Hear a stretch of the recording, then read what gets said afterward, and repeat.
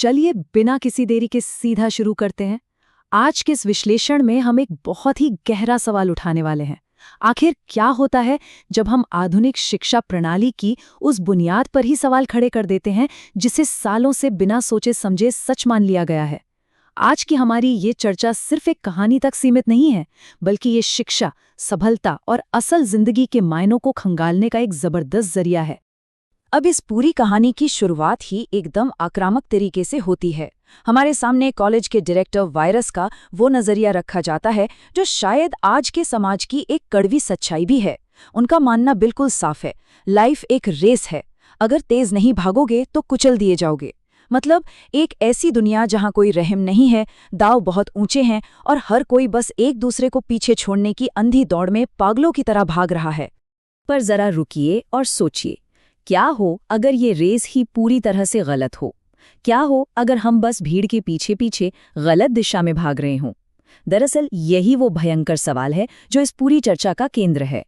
ये हमें सोचने पर मजबूर करता है कि आखिर सच्ची शिक्षा क्या है और इस अंधी प्रतियोगिता का असल में नतीजा क्या निकल रहा है।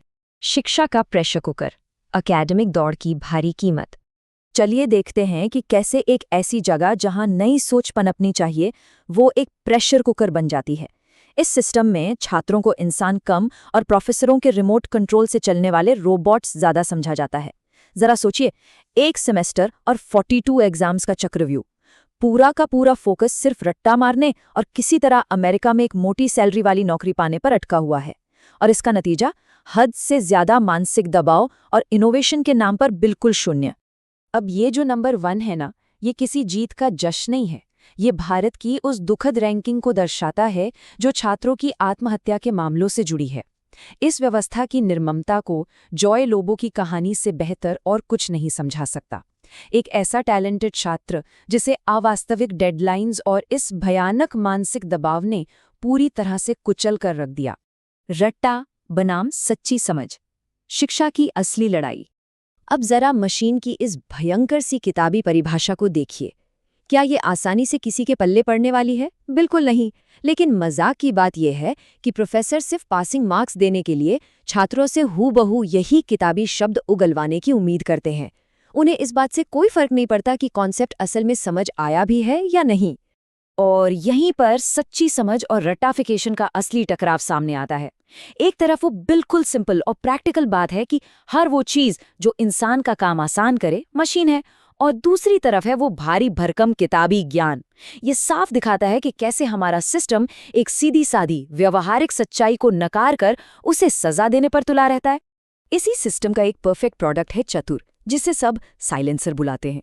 उसकी रणनीति एकदम सेट है। दिन में 18 घंटे लगातार रट्टा मारना, किताबों की परिभाषाओं पर अंधा विश्वास करना और टॉप करने के लिए एग्जाम से ठीक पहले दूसरों का ध्यान भटकाना। इस मानसिकता का सबसे चरम और हास्यास्पद रूप तब फूटकर बाहर आता है जब टीचर्स डे की स्पीच के दौरान उसके रटे हुए शब्दों को चालाकी से बदल दिया जाता है। और फिर जो भयंकर बेइज्जती होती है वो तो पूछिए ही मत। जुनून से डर जीतना, उम्मीदों की बेड़ियां। चलिए अब शिक्षा के एक बहुत ही गहरे और व्यक्तिगत पहलू को समझते हैं। यहाँ 2 अलग अलग तरह के पिंजरे हैं। एक तरफ फरहान है, जिसकी वाइल्ड लाइफ फोटोग्राफी की सच्ची चाहत उसके पिता की उम्मीदों के भारी बोझ तले घुट रही है।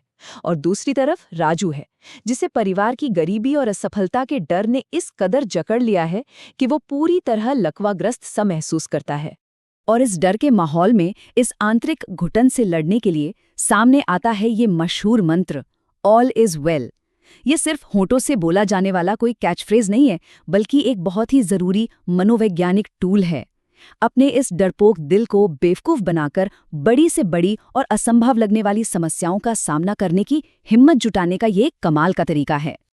और जब ये हिम्मत अंदर आ जाती है ना, तो चीजें अपने आप बदलने लगती हैं। पहले अपने डर को स्वीकार करना, फिर उन भारी उम्मीदों का डटकर सामना करना, और अंत में एक झूठी सुरक्षा के बजाय अपने जुनून को चुनना।